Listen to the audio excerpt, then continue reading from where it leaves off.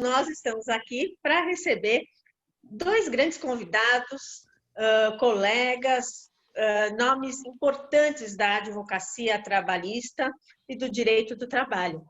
A doutora Alessandra Camarano, que há pouco encerrou um importante mandato, uma importante gestão à frente da nossa ABRAT, e o doutor Moro, Luiz Carlos Moro, nosso professor, advogado, colega, amigo, que sempre é muito generoso para com a Associação dos Advogados Trabalhistas de São Paulo. Ele que também já foi presidente da nossa entidade, foi presidente da ABRAT, e tem um currículo bastante extenso, bastante longo, e que nos enaltece a todos nós da advocacia trabalhista e também a nossa entidade. Eu gostaria de falar que a doutora Alessandra Camarano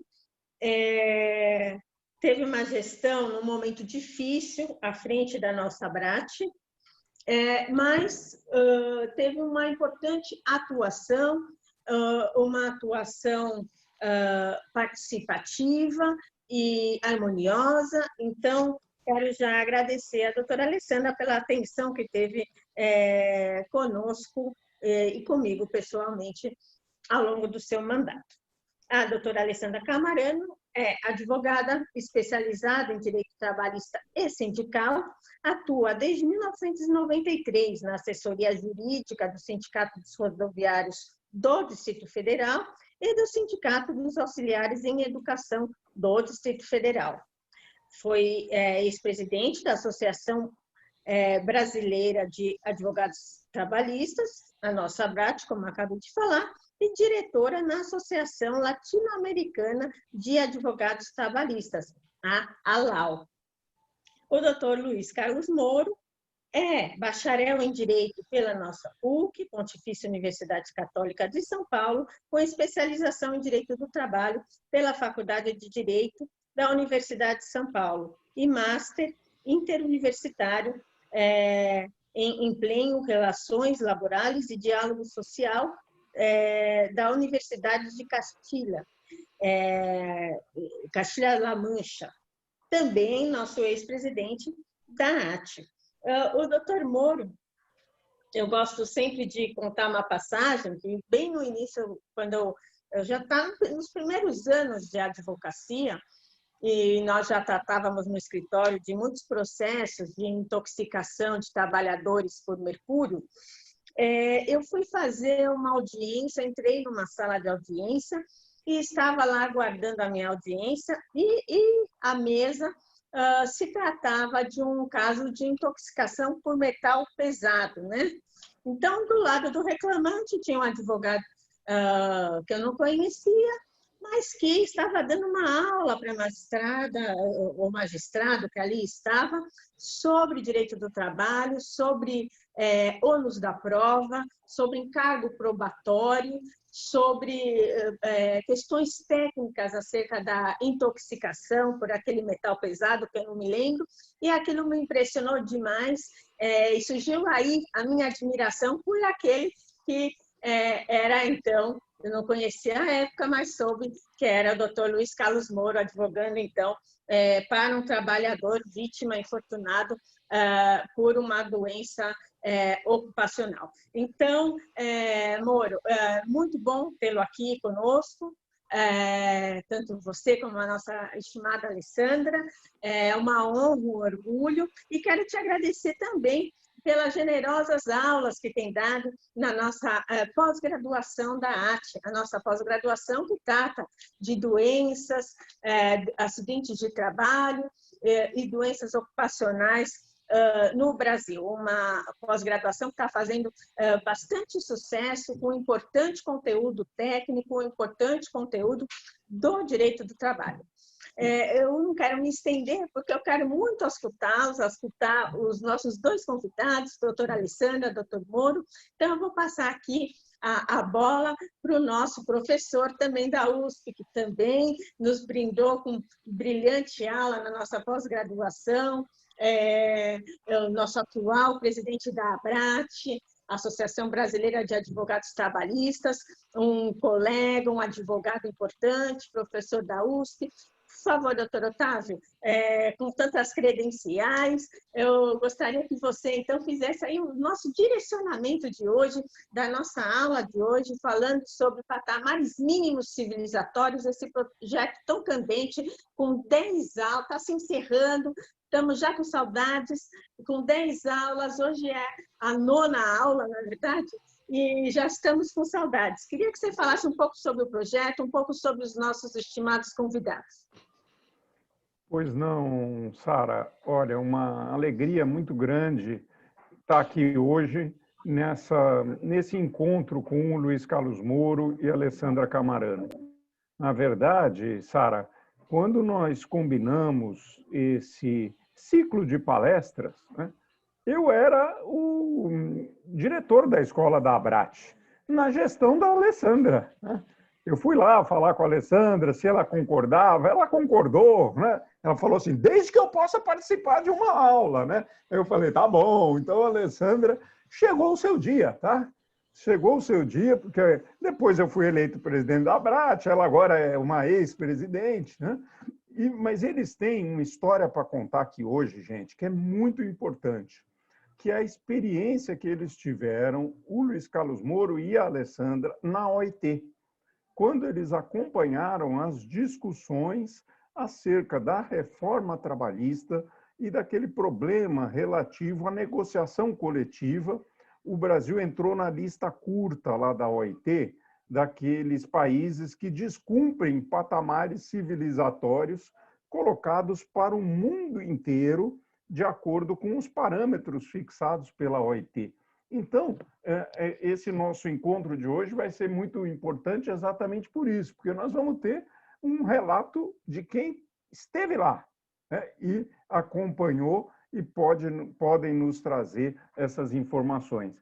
Então, vamos só passar aqui a saudação do Erazê e do Felipe, né, para que depois a Alessandra e o Moro possam nos passar as informações. Muito obrigado aí pela presença.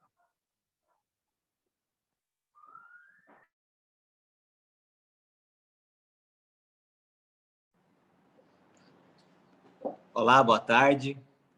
Boa tarde a toda a advocacia, boa tarde a esses ícones da advocacia que estão aqui hoje conosco. Doutora Alessandra Camarano, minha sempre presidente da Abrat, doutor Moro, um ícone da advocacia, da advocacia mais brilhante, né, que podemos ter nacionalmente. Doutor Otávio também, né, um outro ícone da nossa advocacia, meu ex-diretor da escola da Abrat, né? E agora presidente da Abrat, doutora Sara, presidente da ATSP, com um trabalho maravilhoso também à frente da entidade, né? Meu colega, doutor Felipe. É sempre um prazer muito grande estar nestas lives, nestas palestras desse ciclo, que começou lá no início de outubro, falando sobre os patamares internacionais, depois os constitucionais. A gente foi tratando de vários assuntos, do que é dignidade, o que é esse patamar mínimo, da onde surgiu isso, né, das lutas sociais, de uma história de mais de 100 anos da própria OIT. E é importante, nessa 9ª live desse ciclo, que a gente, né, resgate um pouco desses patamares com a experiência que os nossos dois grandes advogados tiveram lá na OIT, num momento tão triste para o direito do trabalho nacional, mas resgatar esses patamares mínimos de um lado, né, por que eles existem, e de outro lado, como a advocacia consegue ser mais efetiva usando essa história toda, usando esse conjunto normativo que existe, que ele está aí, né? Ele não se perdeu, né? Quem se perdeu, infelizmente, foi o Estado brasileiro com uma legislação precarizante, que conflita muito com a internacional, que não é uma criação nacional, que é uma criação da humanidade. E ela tem um sentido para isso, né? Então, neste cenário de resgates de um patamar civilizatório mínimo que já existe internacionalmente, com os debates lá na OIT com os peritos internacionais, que resultou na inclusão do Brasil, infelizmente, né, numa lista desagradável para a dignidade do trabalhador. E como é que a gente pode, no dia a dia da advocacia e também na magistratura, ter essa sensibilidade, esse respeito à legislação, esse respeito à história, né, para a gente mudar no dia a dia, naquela luta da advocacia do dia a dia, o que a gente vem, essa precarização que a gente presencia, né? Então, agradecendo mais uma vez a presença de vocês, é uma honra enorme estar aqui hoje. Estou ansioso por ouvi-las. Obrigado. Boa tarde a todos. Boa tarde, meu presidente Sara. Boa tarde, presidente Otávio, da ABRAT. Temos dois presidentes aqui da ABRAT, ex-presidente e presidente atual. 3, né? Doutor Moro, eu tinha esquecido. Doutor Moro, que também já foi presidente da ART também, né? Já temos aqui altos níveis de presidência. Eu queria agradecer sempre a presidente Sara, ao professor Otávio e ao meu colega Irazê, que aceitaram a coordenação e a ideia deste ciclo de palestras. Eu quero agradecer imensamente a doutora Alessandra Camarano, o doutor Luiz Carlos Moro, pelo aceite do convite em falar hoje, justamente neste momento, né? Eu sempre gosto de falar que eu e Irazê tivemos a ideia deste ciclo dos patamares mínimos justamente na ideia de um resgate do porquê eles existem, né? Que não são criações ao léu, não vieram do nada, vieram fruto de uma conquista, na verdade, né? E de uma percepção de que a forma que estava não dava para ficar. E hoje a gente vê isso atualmente, que buscam tanto um recrudescimento social, um retorno aos patamares antigos, ou melhor, um retorno à ausência de patamar, e o quão isso é nefasto para a sociedade. Vemos aí as questões da uberização que a gente já viu, aumento de acidente, de trabalho, aumento de precarização, e o quanto isso se reflete de forma negativa na sociedade. Então, estou ansioso por ouvir tanto o professor Moro quanto a doutora Alessandra acerca das questões da OIT, como bem ponderou o Irazê, pela primeira vez, né, na história que ingressamos na lista dos 10 piores países, né, para trabalhadores. Só posso agradecer estar em meio a tantas feras, né? Me sinto honrado de estar aqui com vocês e de tê-los conosco. Muito obrigado e vamos à palestra.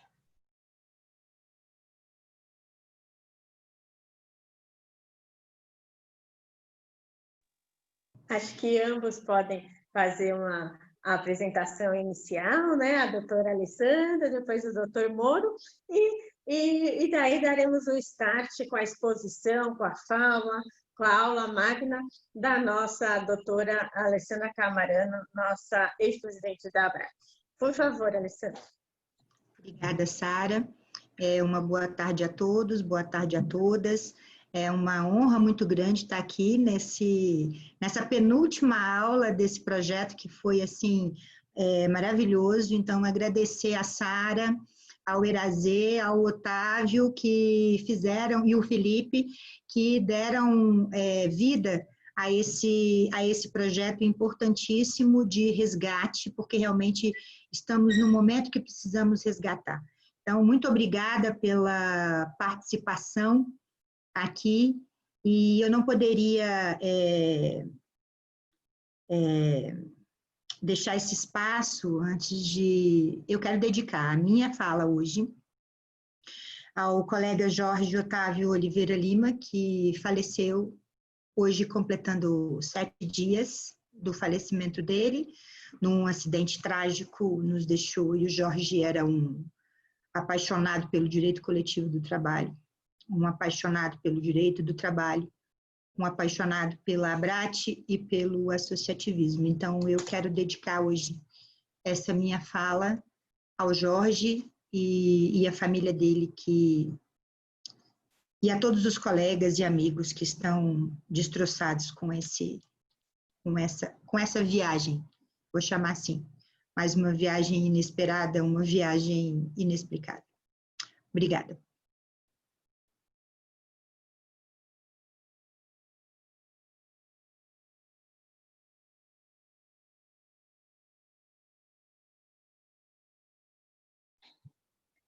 Moro. Boa tarde a todos, todas. Quero, em primeiro lugar, dizer da minha alegria de estar entre colegas, queridos, pessoas do meu afeto. Queria aderir à manifestação da Alessandra. Nós todos ainda estamos muito doídos pelo infortúnio,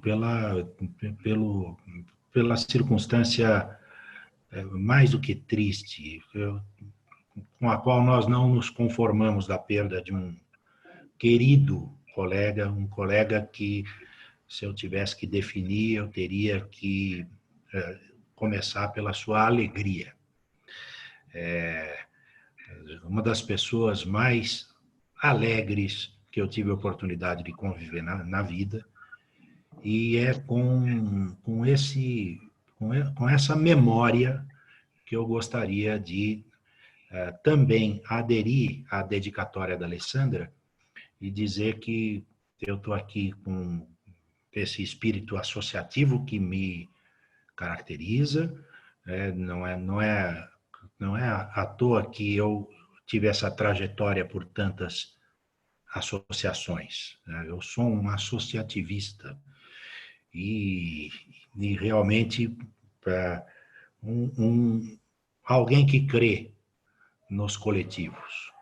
E isso me unia de uma forma muito imediata ao generoso Jorge Otávio de Oliveira Lima, que é o nosso querido, sempre será vice-presidente da ABRAT, e que foi embora sem nos dar aviso prévio. Hoje é uma semana do fato, e a lembrança do Jorge está comigo. O Jorge está presente e ele estará presente conosco sempre. Queria agradecer a gentileza de vocês, todos nessas qualificações exageradas, hiperbólicas. Eu gosto de ser apresentado como o que sou. Eu sou, substantivamente, advogado. É o que eu sou. Se vocês quiserem me qualificar, ponham o adjetivo trabalhista na advocacia, que vai me tornar ainda melhor. Advogado trabalhista é o melhor qualificativo que eu acho que um advogado pode receber. Significa que ele tem conexão com a dinâmica social. Significa que ele tem conexão com as atividades produtivas. Significa que ele tem conexão com as classes trabalhadoras, com a classe trabalhadora. O que nos tira da bolha habitual da advocacia liberal. A advocacia trabalhista nos dá largueza sociológica. Nós sabemos o que é um sindicato, nós sabemos o que é um ente coletivo, nós sabemos quais são as relações que estão na raiz dos problemas com os quais nós lidamos. E são muitos os problemas. O Brasil é um país que se caracteriza por uma especial exuberância, uma especial expressão do conflito de classes, que se dá essencialmente nas relações de trabalho. E esses conflitos estão ficando cada vez mais complexos. E não é à toa que, para ser um bom advogado trabalhista, a gente precisa conhecer direito do trabalho, processo civil, direito constitucional, e por que não incluir numa longa lista, que poderia ainda ter direito tributário, direito administrativo, direito penal, porque nós temos o direito penal do trabalho. As relações de trabalho são transversais no direito. Mas há um sobre o qual nós vamos tratar hoje, que é de especial importância, que é o direito internacional e as relações do direito nacional com o direito internacional que, num determinado momento, se incorpora ao sistema jurídico nacional e nós precisamos nos articular com essa ideia de incorporação. É um grande manancial, um grande instrumento para a gente beber dessa fonte e se valer da oferta, do menu argumentativo que o direito internacional proporciona. Eu tenho a honra de estar ladeado por vocês todos. Pelo Dr. Felipe, pelo querido Irazê, presidente da Associação dos Advogados Trabalhistas de Jundiaí, meu colega de grupo de estudo na Universidade de São Paulo, pela presidente Sara, aqui, pelo presidente Otávio, que eu me atrevo a dizer que nós temos uma relação fraterna, e pela presidente Alessandra, que eu vou inovar aqui num vocábulo que talvez caiba. Eu acho muito bonito, porque essa é a relação que eu tenho com a Alessandra. É uma relação sorofraterna. É uma relação de irmãos de gêneros distintos. Há um ponto que ela é capaz de sentir fraternidade em relação a mim e eu sororidade em relação a ela. É uma honra estar com vocês todos e estou aqui para aprender. Quero ouvir a Alessandra. Depois eu dou uns pitacos. Por favor, Alessandra, a palavra é sua. Quero dizer que eu amei essa relação soro-fraterna, é exatamente isso mesmo. E o que a gente veio tratar aqui, nós vivenciamos, né, juntos em Genebra, e vamos tentar trazer aqui essa experiência desses 2 anos consecutivos que estivemos juntos em Genebra e 2 anos consecutivos que o Brasil esteve na lista curta dos países que não cumprem com as normas internacionais de trabalho. Então, desde 2007, que a Comissão de Peritos da OIT já apontava essas violações desde a época da reforma trabalhista. Então, em 2007, a Comissão de Peritos da OIT ela apontou violações às convenções 98, 154 e 151 da OIT, que tratam exatamente das negociações coletivas, condições mais favoráveis à classe trabalhadora e a situação que veio através do negociado sobre o legislado, que são impraticáveis. E mesmo o governo brasileiro sendo alertado durante o trâmite da reforma trabalhista, ele seguiu, porque o governo brasileiro foi alertado destas violações internacionais, dessas violações das normas internacionais, durante a tramitação do PL da reforma trabalhista. E mesmo assim, o governo brasileiro seguiu com uma tramitação de forma assodada, atropelando todas as normas, inclusive constitucionais, insistindo nos retrocessos sociais que são vedados pela Constituição Federal lá no artigo 7º. E essa reforma trabalhista é que fez com que o Brasil passasse a integrar a lista, em 2019, dos 24 casos que foram analisados pela OIT pelo descumprimento das normas internacionais, que é o que eles chamam de lista curta. Para que vocês tenham uma ideia, ao lado do Brasil, acompanharam países como a Índia, a Sérvia, a Turquia, Cabo Verde, Etiópia, dentre tantos outros que ignoraram as convenções internacionais, e nós estivemos lá em Genebra e pudemos trabalhar em relação a esta denúncia na Comissão de Aplicação de Normas Internacionais do Trabalho, que aconteceu na data de 11 de junho de 2019, que se reuniu, foi inclusive na mesma época em que se comemorou o centenário da OIT, E ali ficou mostrado pela comissão de peritos, ficou demonstrado que o Brasil, mais uma vez, estava violando a Convenção 98 da OIT, que fala sobre a questão das organizações sindicais e das negociações coletivas de trabalho. Então, uma situação absolutamente lamentável, com a presença de representantes do governo brasileiro que tentavam justificar o injustificável, apontando dados, inclusive dados inverídicos na comissão de normas. A professora Daniela Muradas foi a representante brasileira que falou sobre o caso pela Associação Latino-Americana de Advogados Trabalhistas, que é a ALAU, entidade que a ABRAT é filiada, e por isso que estávamos todos juntos lá, fazendo esse trabalho de mãos dadas com as entidades sindicais. Um trabalho de muito diálogo, né, que acontece lá durante os dias da convenção, diálogo entre as entidades sindicais, advogados, as associações e tantos outros, para que se possa fazer as denúncias necessárias. Vários pontos dessa reforma trabalhista, na época nós tivemos oportunidade de apontar e de denunciar através de documentos.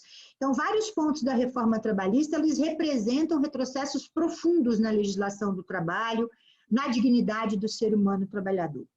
Tem, por exemplo, um dos exemplos, o contrato intermitente, que é uma modalidade de contratação que traz mudanças estruturais para o mundo do trabalho. É algo que viola a dignidade do ser humano trabalhador e viola artigos constitucionais. Tem um outro ponto de extrema relevância também e que há uma violação, que é a questão do acesso ao Poder Judiciário.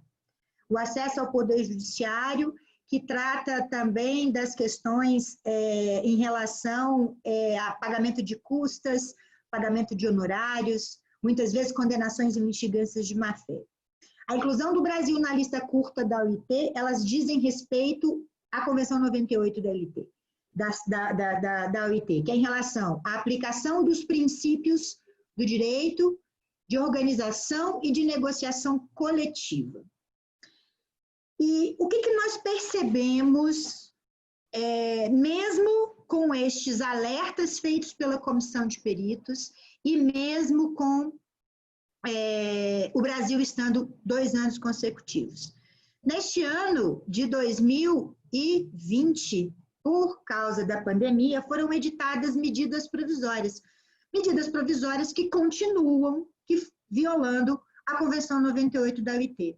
No mesmo ano em que o Brasil foi incluído na lista, foi editada a MP 873 de 2019, que na época instituía a obrigatoriedade do pagamento de mensalidade sindical por meio de boleto bancário, ou seja, era a boletização, que era o quê? Uma verdadeira ingerência do Estado na administração dos sindicatos. Era determinar como que os sindicatos tinham que fazer o recolhimento de suas contribuições. O que se observa com essas violações, com esses apontamentos que foram feitos dentro da Organização Internacional do Trabalho, aos olhos de toda a comunidade internacional, em relação ao desrespeito à Convenção 98? O Brasil ignorou tudo isso. Já vinha ignorando, tanto é que foi para a lista, e permaneceu ignorando.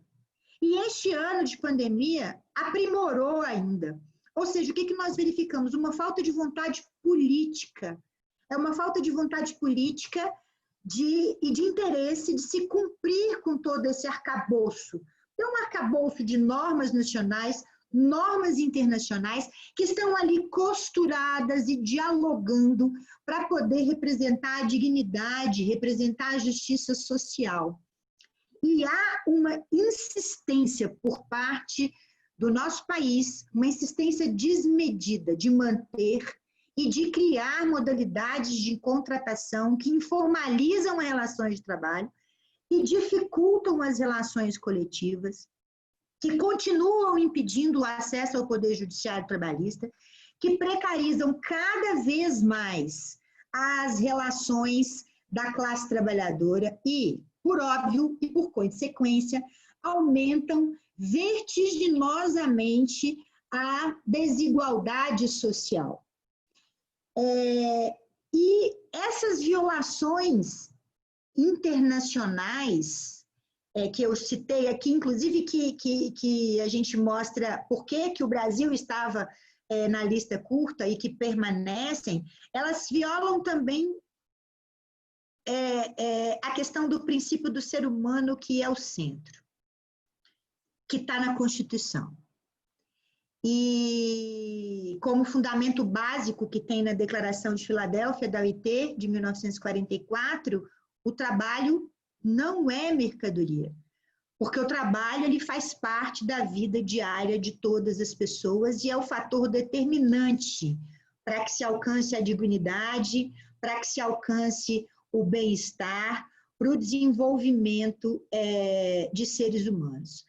E o que nós temos verificado em algumas decisões judiciais, na própria Justiça do Trabalho, e o que nós temos verificado com a mudança de legislação e com essas criações de medidas provisórias.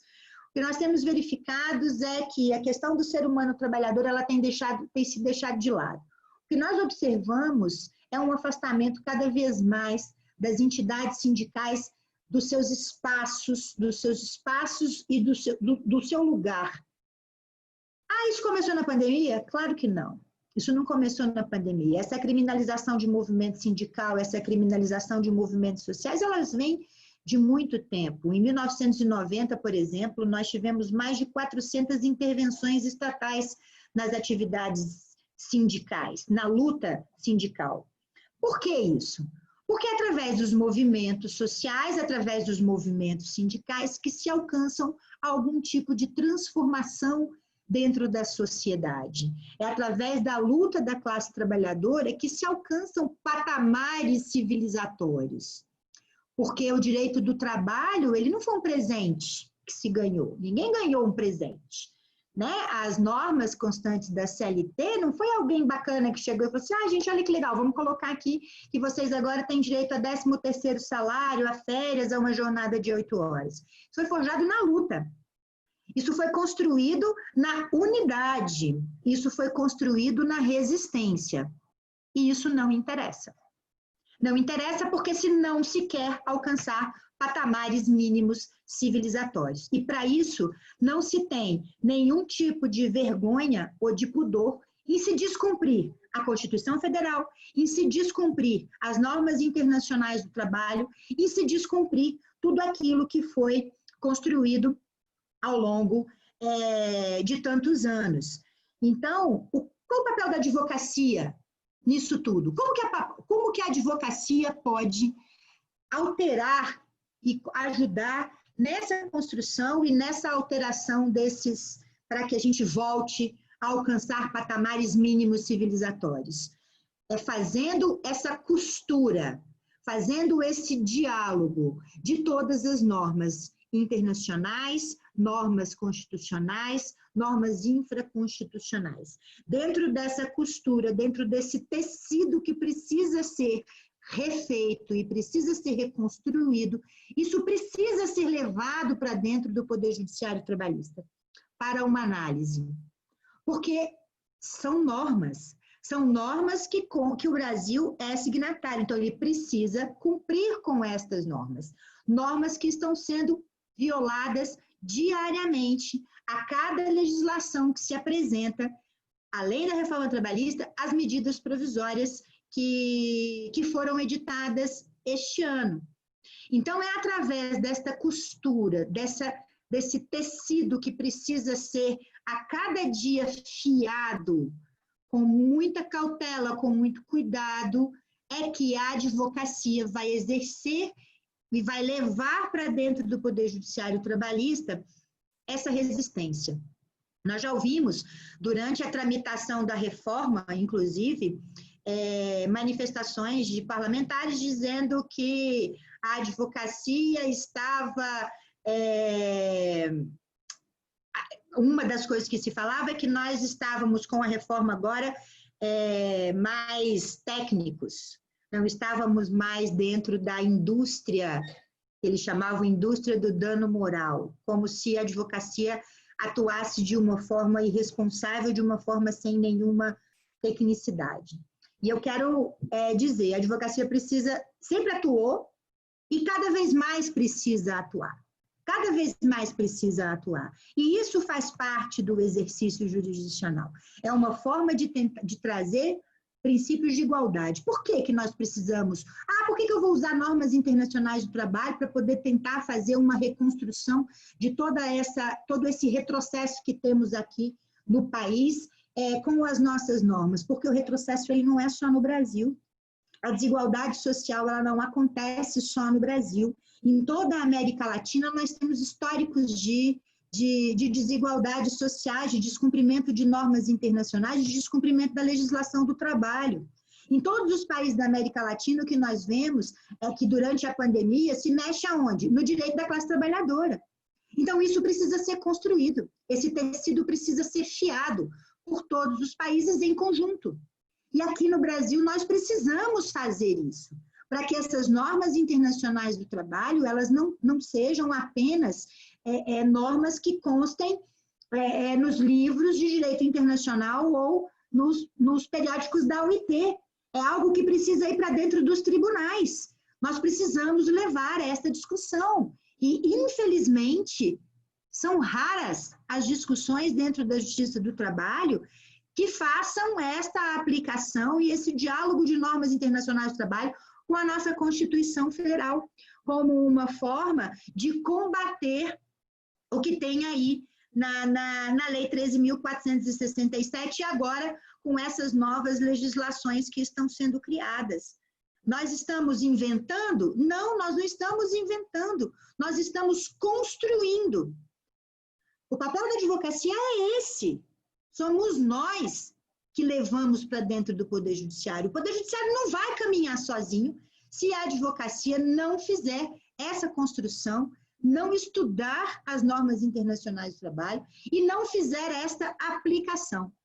Nós que tivemos a honra e a oportunidade de estarmos lá dentro da UIT, em Genebra, tanto em 2018 quanto em 2019, a gente tem esse contato muito de perto, muito pessoal, de como que isso é construído e do tamanho da importância de se aplicar isso dentro do Poder Judiciário Trabalhista. Cada vez mais, com as desconstruções que nós verificamos dentro do nosso processo legislativo e dentro das legislações nacionais que temos, afrontando inclusive a própria Constituição Federal, cada vez mais é necessário que nós tenhamos como livro de cabeceira as normas internacionais do trabalho para que nós possamos fazer este diálogo fundamental e levarmos isso para dentro do Poder Judiciário. Desde a petição inicial, desde a primeira peça que vamos fazer, e por mais simples que seja a reclamatória trabalhista, isso precisa ser invocado desde o primeiro grau de jurisdição, porque hoje nós estamos sendo afastados da jurisdição. Há arquivamentos de processos pela ausência do reclamante na primeira audiência com condenação em custas e honorários. Se não se invoca isso desde o início, nós não temos condições de continuarmos tratando essa questão nos demais tribunais. Hoje aconteceu um fato comigo, numa audiência, não vou relatar tudo, mas teve um momento da audiência em que a magistrada disse para mim assim, eu não vou fazer isso, ela queria aplicar revelia na minha cliente, porque a testemunha estava no mesmo, eu informei, inclusive, que a testemunha estava num ambiente dentro do meu escritório que ela poderia ouvir o depoimento. E ela me disse, então a senhora tire a testemunha e coloque ela lá embaixo do prédio. Eu falei, não, eu não vou fazer isso. Eu estou informando que, estou sendo como lealdade processual, eu estou dando essa informação. ela disse assim, então eu vou aplicar confissão. Aí eu falei, excelência, fique à vontade. O que ela disse para mim quando eu disse, excelência, aplique a confissão? O que ela disse para mim? Não, não vou não. Não vou não porque a senhora quer tumultuar o processo e entrar com recursos. Meu Deus do céu, entrar com recurso não é tumulto processual. Recorrer faz parte do sistema de justiça. É o meu trabalho. E nós precisamos exercer o nosso trabalho. E é assim que nós vamos conseguir resgatar um pouco, talvez um pouco, daquilo que nós perdemos desde a reforma trabalhista. E nós não perdemos só desde a reforma trabalhista. A reforma trabalhista foi só a pedra final, entendeu? Porque essa desconstrução, ela sempre aconteceu. Sempre houve avanços e retrocessos. A gente ganhava de um lado e perdia do outro. A emenda constitucional 45, nós ganhamos muito, por exemplo, mas, ao mesmo tempo, se instituiu a questão do comum acordo para poder entrar com ajuizar dissídios coletivos. Ou seja, se nós fizermos uma observância da história do direito do trabalho, de tudo que vem acontecendo ao longo dos anos, o que nós observamos é que sempre o trabalho coletivo, sempre os movimentos sindicais, eles estão na mira dos retrocessos, porque eles incomodam. E é o nosso papel. Milton Correia, ele gosta muito de nos lembrar o nosso juramento, quando pegamos a carteira da OAB. E aí eu já caminho para o encerramento. No nosso juramento, a gente promete exercer a advocacia com dignidade, respeitar a Constituição Federal, os direitos humanos e a democracia. E quando eu exerço a minha função de advogado, eu preciso, sim, respeitar isso, porque não é um favor que eu estou fazendo, é uma obrigação. E se eu não faço essa discussão democrática dentro do tribunal, fazendo essa costura e essa teia, eu não sou digno do exercício da advocacia, porque eu não estou cumprindo com o meu juramento. Muito obrigada.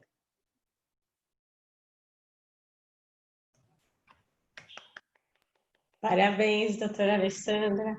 Muito obrigada por essa aula, por essa exposição tão importante, enfática, né? E técnica. Realmente da maior importância esse conteúdo que nos traz.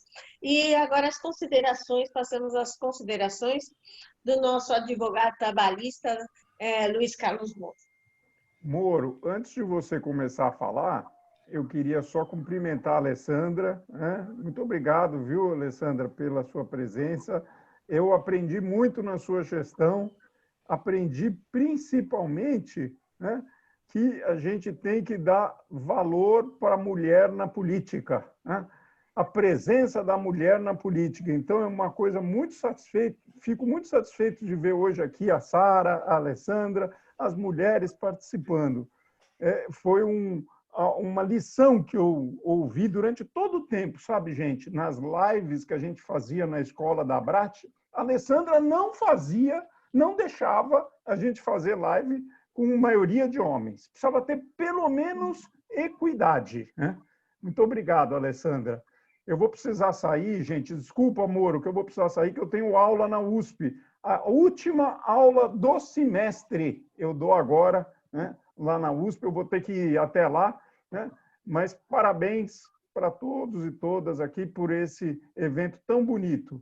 Desculpa, Moro, vou ter que desligar aqui. Obrigada, professor Otávio. E hoje nessa live com 6 advogados, né? Advogadas e advogados, só advogados, exclusivo aqui, uma live só da advocacia trabalhista. Está desculpadíssimo nosso professor Otávio, que também sempre nos honra com as suas aulas. E agora passamos para as considerações do nosso advogado, doutor Luiz Carlos Moro. Bom, em primeiro lugar, eu vou dar um beijo tardio de despedida no Otávio, mas tenho certeza que o beijo alcança, de alguma forma. E dizer para ele que ele deve ir, sim, dar aula na USP, porque ele tem ele carrega consigo condição de professor, de exercente do magistério, e é para nós uma alegria ter alguém da estatura do Otávio na representação da advocacia, da lianeza do Otávio, da educação do Otávio. Otávio é um querido irmão que eu registro, fomos colegas no outro milênio, né? Teve um milênio anterior que a gente viveu junto, nós fomos colegas de pós-graduação, eu acompanhei todo o percurso, belíssimo percurso acadêmico da vida do Otávio, que eu chamo carinhosamente de Tatá. Está mais do que justificada a ausência do Otávio. E eu quero agradecer a luxuosa intervenção aqui da Alessandra, porque ela me permite articular alguns outros aspectos da experiência comum que nós tivemos. A Alessandra liderou a comitiva da ABRAT, que a gente chama na Conferência Internacional do Trabalho, tanto na 107ª reunião, quanto na 108ª reunião, maio, junho de 19, maio, junho de 18, maio, junho de 19. Ali, nós tivemos a oportunidade de ver como é importante e como nós aqui no nosso dia a dia consideramos a legislação produzida em Genebra algo alheio à nossa realidade. Como se tratasse de uma legislação que tivesse um oceano dividindo, né? Como se fosse uma legislação de Genebra, uma legislação helvética, e não uma legislação brasileira, né? E como é rica e importante a participação nos organismos internacionais para nós assistirmos não apenas o exercício de um controle de aplicação das normas internacionais, como uma gestação das normas internacionais. A Alessandra não contou, mas ela participou da gestação da Convenção 190, a mais nova convenção da OIT, uma norma sobre um assunto absolutamente importante e que eu convido a que todos os advogados conheçam, tomem conhecimento dos seus termos, porque era uma norma de especial importância nos dias atuais. Ela diz respeito à violência e assédio no mundo do trabalho. É uma discussão do nosso dia a dia.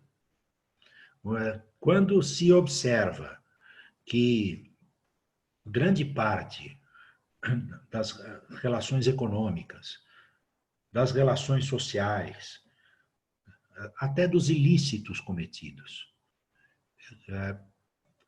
eles se dão no âmbito da relação do trabalho, nós vamos chegar rapidamente à conclusão de que não nos basta aquilo que nós recebemos das nossas faculdades de direito, na nossa formação de graduação.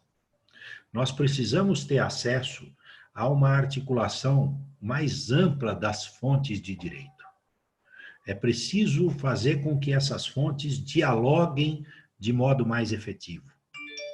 E conhecer a normativa internacional não é estudar sexo dos anjos, ou algo de uma abstração que sobe às nuvens e não se baixa à realidade jamais. Conhecer a normativa internacional é ampliar o seu acervo, o seu instrumental, argumentativo, para os processos mais corriqueiros, mais comezinhos, mais ordinários, no sentido de que ocorrem ordinariamente e não extraordinariamente. É um equívoco imaginar ou supor que o direito internacional constitui uma reserva para sábios, para a adoção em casos excepcionalíssimos. Não, o direito internacional, ele baixa a realidade do dia a dia. Basta que tenha um agente para fazer esse download. A comunidade internacional faz o upload do direito, o legislativo acaba introduzindo esse direito como direito nacional, num procedimento complexo que envolve poder executivo, poder legislativo, e depois que esses instrumentos legais nos são entregues na bandeja do direito positivado, nós não o aceitamos, porque não compôs a nossa formação, não faz parte do nosso dia a dia, e nós temos dificuldade de articulação com essa matéria. Eu sempre digo que, para a gente tratar de direito internacional, e direito internacional do trabalho, se compõe de uma enorme gama de regras e de normas, que pressupõe a capacidade de articular com o direito nacional, de nós sabermos o encadeamento desse direito na pirâmide normativa, a gente conhecer as matérias de direitos humanos que, mercê do parágrafo 3º do artigo 5º da Constituição da República, alcançam um status correspondente ao status de emenda constitucional. E aqueles que não tiveram aquela tramitação legislativa ali prevista no parágrafo 3º do artigo 5º da Constituição Federal, que sejam compreendidos como um direito com estatuto supralegal, no dizer do Supremo Tribunal Federal. Então, no exame comparativo entre uma disposição de uma regra internacional internalizada no direito brasileiro com uma regra nacional de legislação ordinária, a legislação nascida no Brasil, que ambas são legislação brasileira, mas uma é nascida no Brasil, outra é nascida no estrangeiro.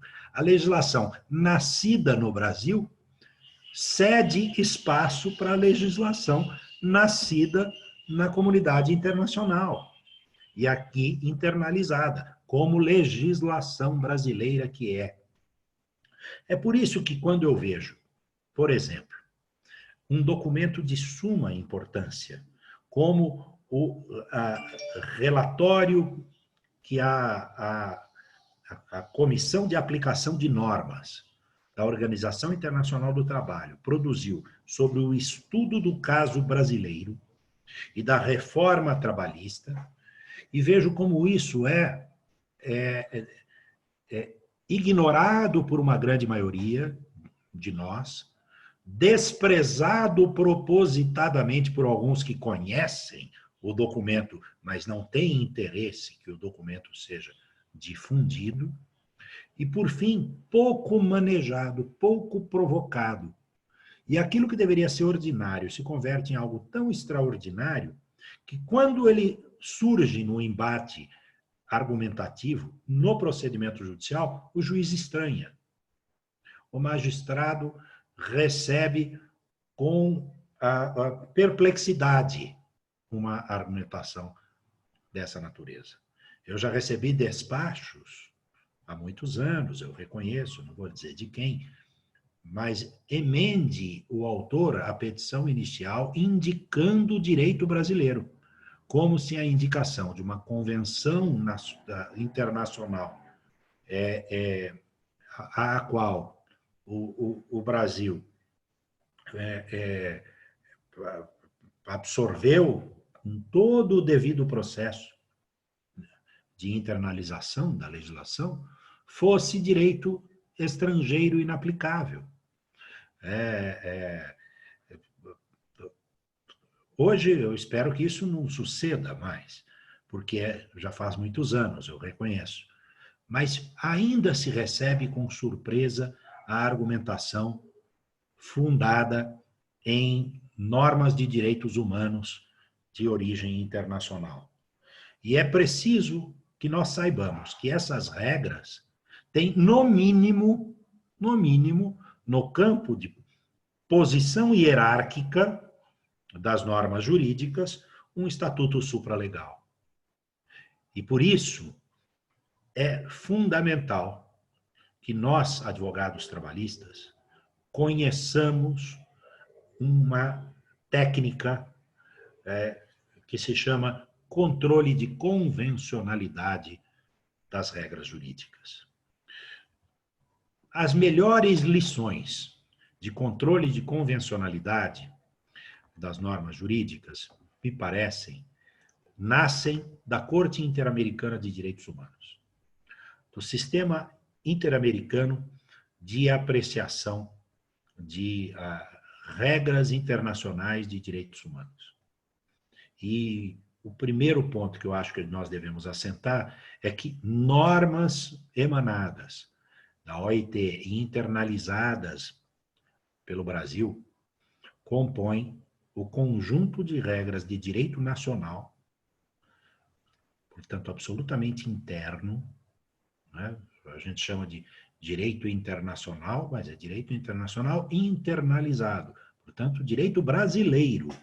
E por ser direito brasileiro, são normas que se põem à consideração num eventual embate em condição de, se não igualdade, superioridade com as regras aprovadas pelo procedimento ordinário simples do Congresso Nacional. Nos anos em que nós estivemos presentes na OIT, as principais discussões se travavam essencialmente em torno da Convenção número 98 da OIT, que é uma regra que diz respeito à negociação coletiva. É um convênio ou a convenção de promoção da negociação coletiva, especialmente no que diz respeito ao seu artigo 4º. Por quê? Porque nós tivemos a inserção de algumas normas aqui na reforma trabalhista que suscitaram uma evidente conclusão de que algo estava errado. Vamos dar um exemplo. Os artigos 611A, 611B, aquilo que pode ser negociado, aquilo que não pode ser negociado, uma definição prévia pela legislação. O parágrafo único do artigo 444, a criação de uma figura de um trabalhador ao qual se atribui competência negocial como se coletiva fosse. Atribuir ao indivíduo a possibilidade de negociar como se ele fosse não um indivíduo, mas um sindicato. Como sucede com um termo que eu não uso, não gosto de usar, mas como aqueles trabalhadores diferenciados pela circunstância de possuírem um título superior e um salário hoje inferior a $2.000 mensais. Quando a gente conta esse valor, o salário de $2.000 mensais, é algo que realmente suscita estranheza nas pessoas. Eu convido todos a que conheçam um documento de 115 páginas, grande parte delas dedicadas ao Brasil.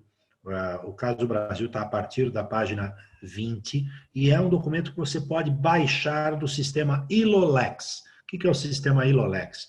É o sistema de legislação internacional disponibilizado pela OIT. Que documento que é esse? É o documento da 108ª sessão, de junho de 2019, da Conferência Internacional do Trabalho do ano passado, que a Comissão de Aplicação de Normas, que é exatamente essa em que eu tive a honra de ser testemunha do trabalho de uma associação da qual eu sou também integrante, fui fundador, fui presidente, que é a Associação Latino-Americana de Advogados Trabalhistas, que adquiriu o estatuto e a condição especial de organização não governamental com direito à palavra nas sessões. E tive a alegria de ver a associação expressar, por meio da sua vice-presidente, e por mais uma coincidência linda da trança que a vida estabelece, né, na voz da mulher que eu amo, né, defender a circunstância de a legislação reformada brasileira não ser conforme à Convenção 98 da OIT, que promove a negociação coletiva. Veja, se nós temos uma regra internacional de promoção da negociação coletiva, o que lhes parece o parágrafo único do artigo 444 da CLT, que suprime a negociação do sindicato e substitui pela negociação do trabalhador com esses dois atributos: ganhar um pouco mais de $2.000, ou 4 vezes o teto, 2 vezes o teto do limite de benefícios da Previdência, do regime geral da Previdência Social, né, o dobro do teto de benefícios, e ser portador de um título de ensino superior. Convertê-lo num equivalente a um ente sindical me parece de evidente confronto com o artigo 4º da Convenção 98 da OIT. Mas eu não vejo colegas advogados desses trabalhadores, que por mais que sejam privilegiados entre todos os trabalhadores, são trabalhadores que trabalham por conta alheia em favor do lucro de outrem.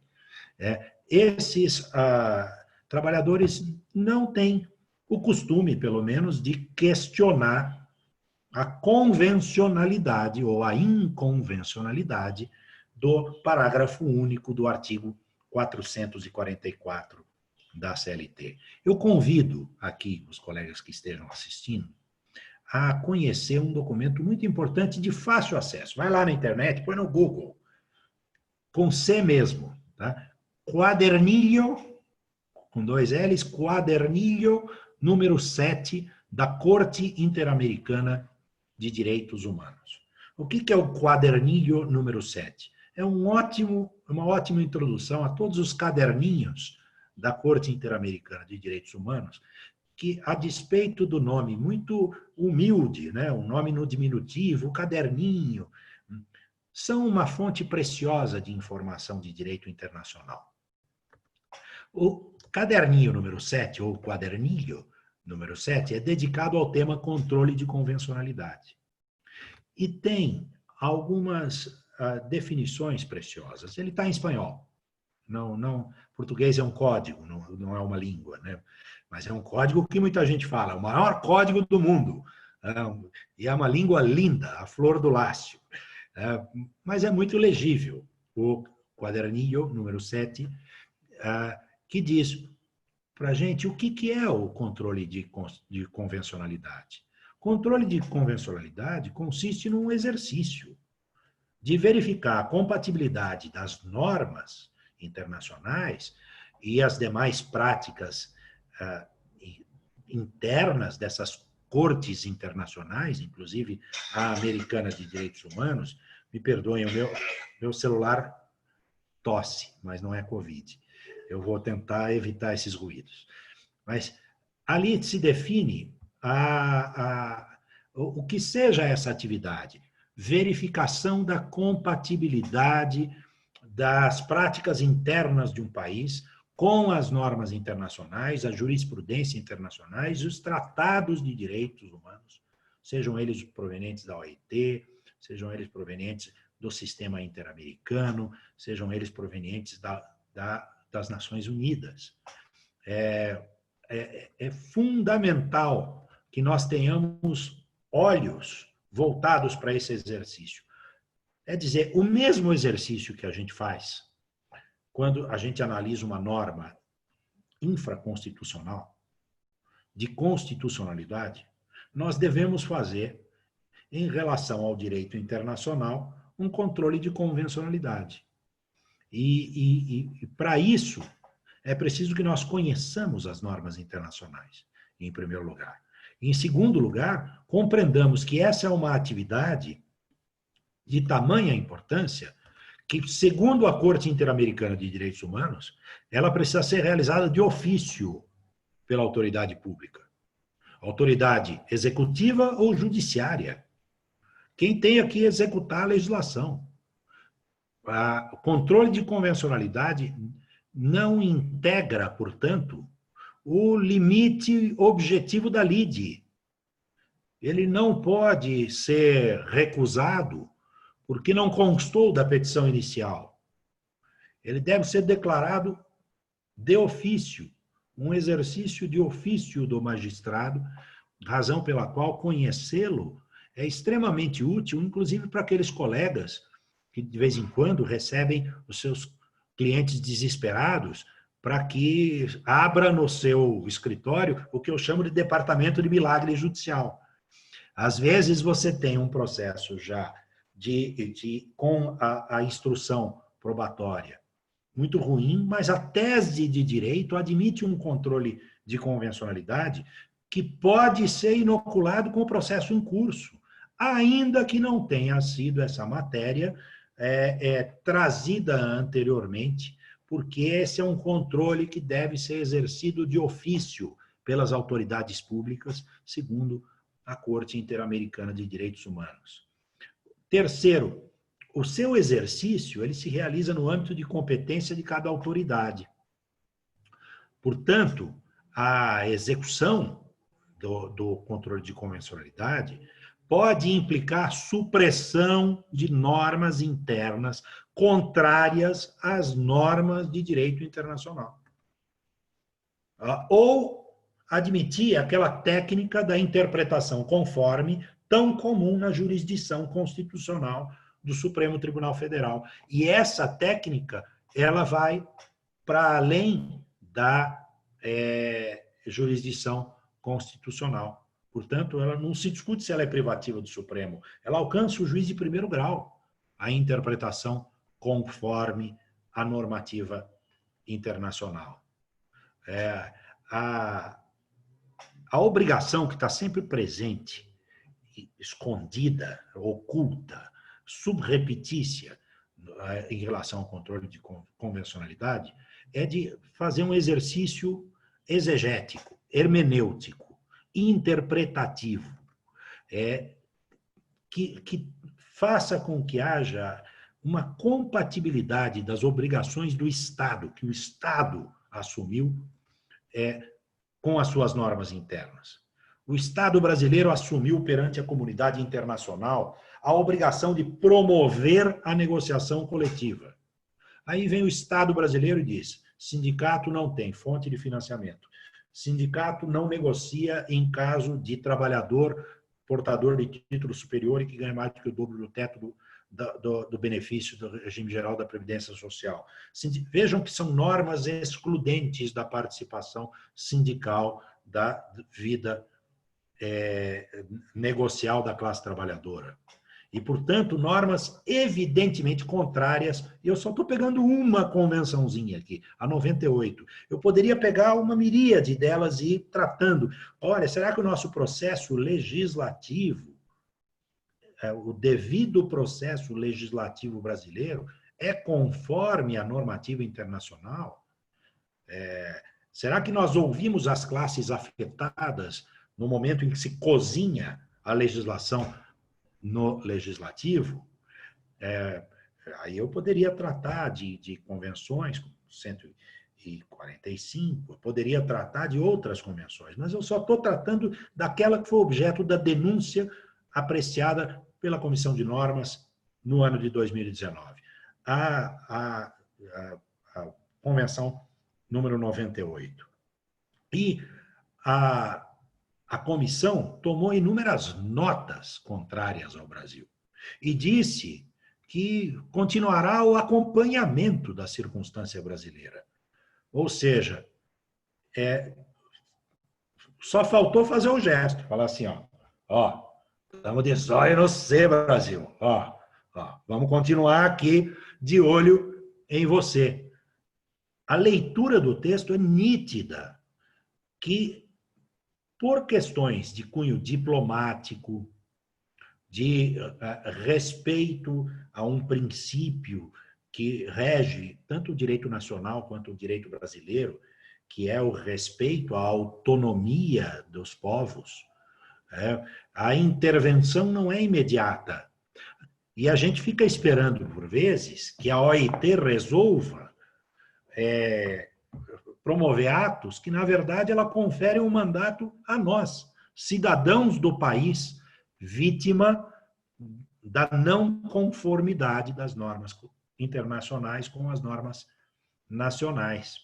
Então, eu vejo aqui um amplo espaço de uma advocacia, tanto original, lá do primeiro grau, quanto de natureza recursal, seja regional, seja superior. Mais uma vez aqui, não é Covid, é telefone. O advogado que tem essa instrumentação diante de si ganha uma nova função.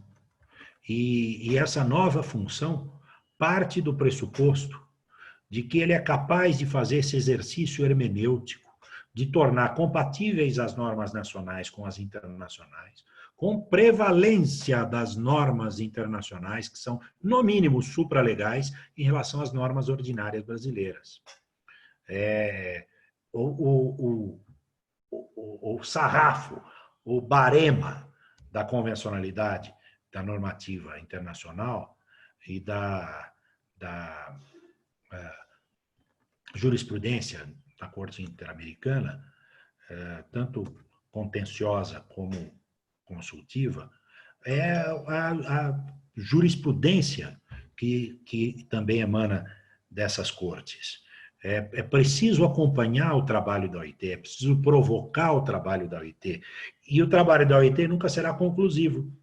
Ele dependerá da nossa atuação sequencial interna e da nossa provocação para que as autoridades brasileiras apontem as não convencionalidades da legislação. Vejam, eu não estou falando aqui do controle de convencionalidade como uma oportunidade de negócio. Vamos fazer aqui um cursinho porque é uma nova avenida para a advocacia. Não.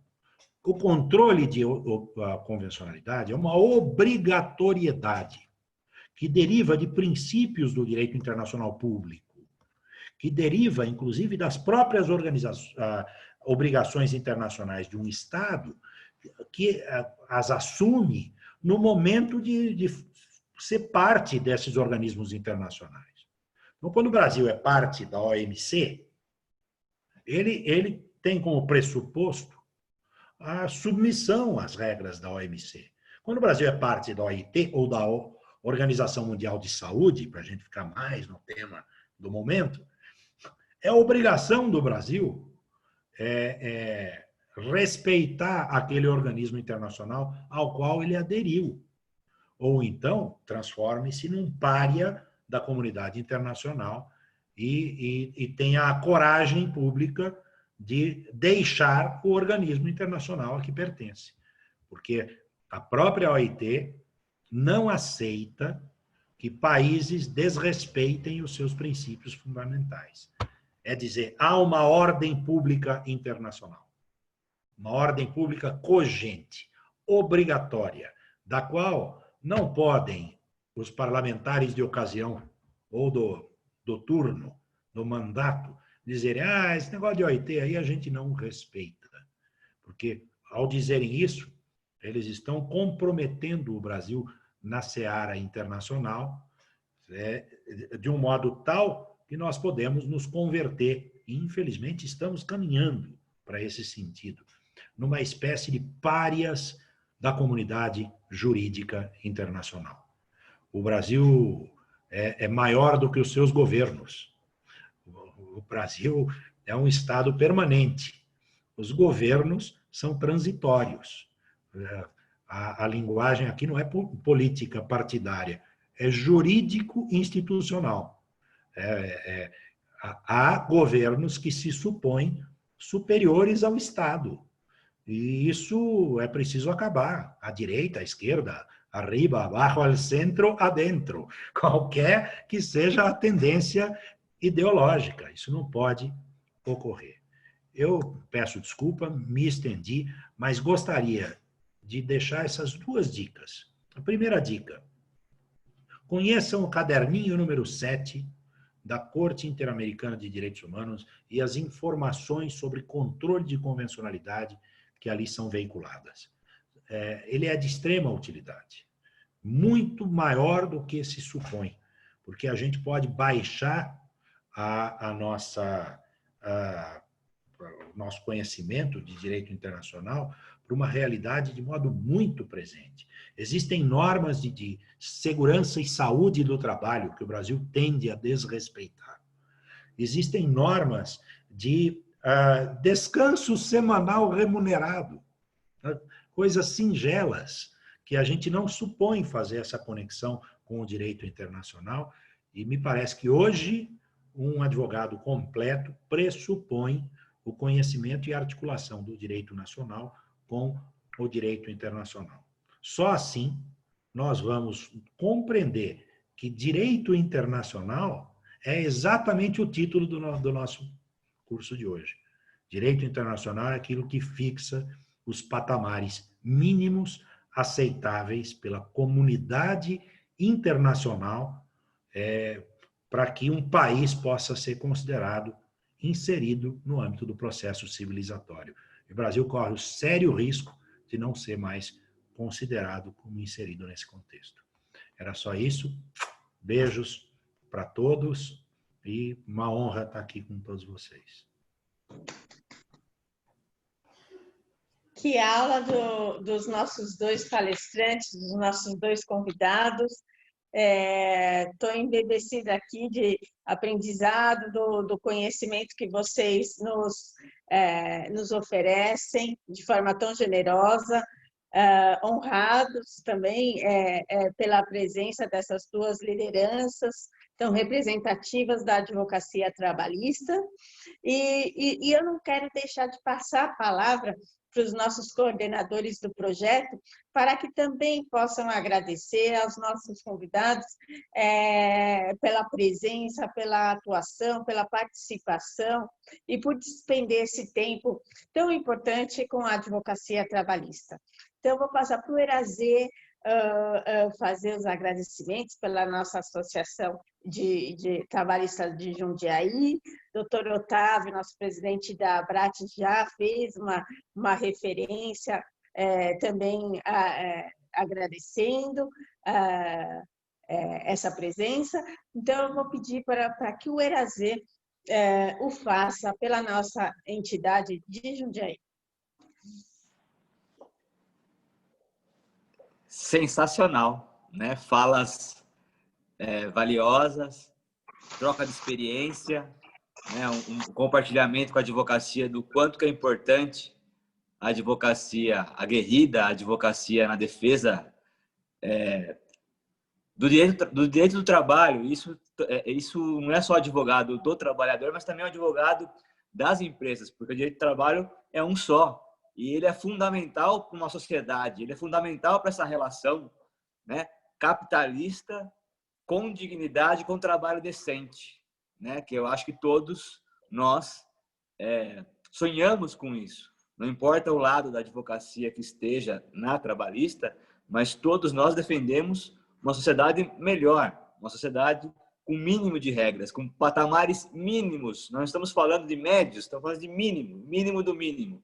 E, nesse sentido, só posso agradecer, só posso, mais uma vez, me sentir honrado com a presença de vocês dois, doutora Alessandra Camarano, doutor Luiz Carlos Moro, são ícones da advocacia, e cada vez mais esse compartilhamento é importante para toda a advocacia, para que possamos cumprir com o nosso juramento, né? Nosso juramento enquanto advogado, e lutar cada vez mais por uma sociedade melhor para os nossos clientes e para um direito do trabalho que consiga cumprir seu papel, o que infelizmente hoje está sendo muito massacrado.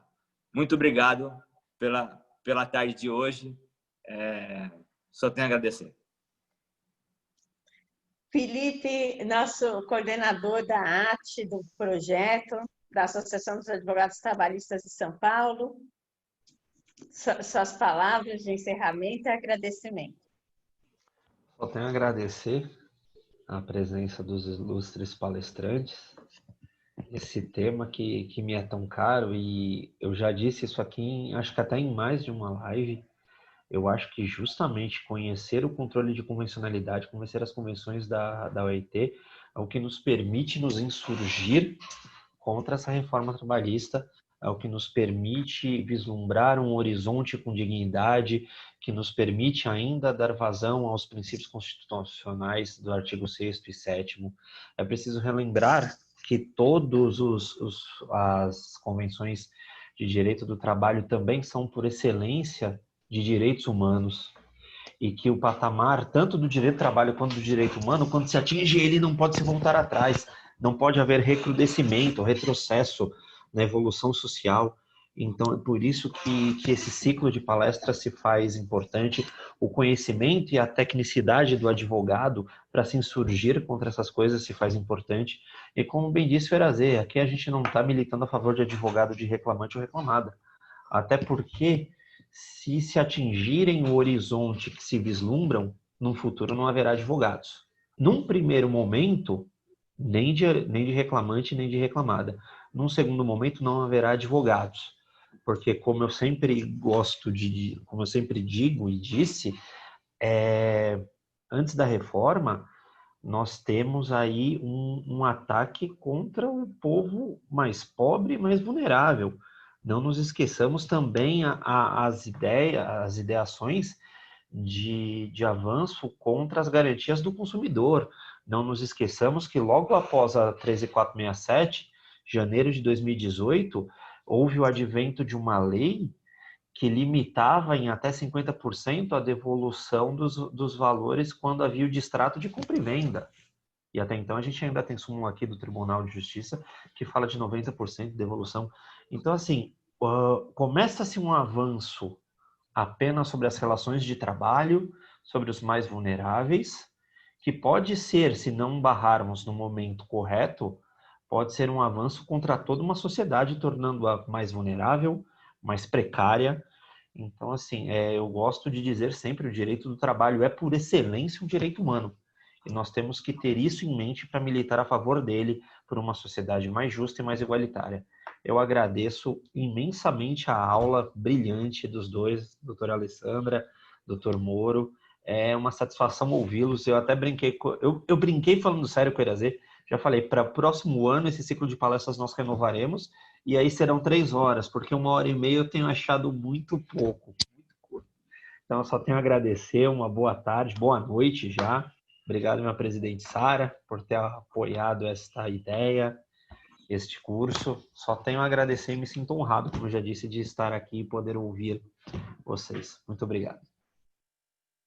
E para todas as advogadas e os advogados que estão nos ouvindo, estão nos escutando, eu acho que nós temos que nos sentir privilegiados, eu me sinto e tenho ciência de que sou privilegiada, de poder ouvir tantos bons advogados e advogadas, né, ao longo aqui dessa trajetória, tantos bons juristas, professores, magistrados. Isso é um privilégio, né? Porque nada pode ser mais enriquecedor, abre mais portas, né, do que o conhecimento. E não é em todos os lugares que vamos ter aqui presenças tão importantes como as que estamos tendo nesse projeto. Isso realmente enaltece a nossa advocacia trabalhista. Muito obrigada e até o próximo evento. Sim, também podem rever o vídeo, evidentemente, que fica disponível aí no nosso YouTube, no Instagram e no Facebook da nossa entidade, através de todos aqui que participam. Muito obrigada e até a próxima.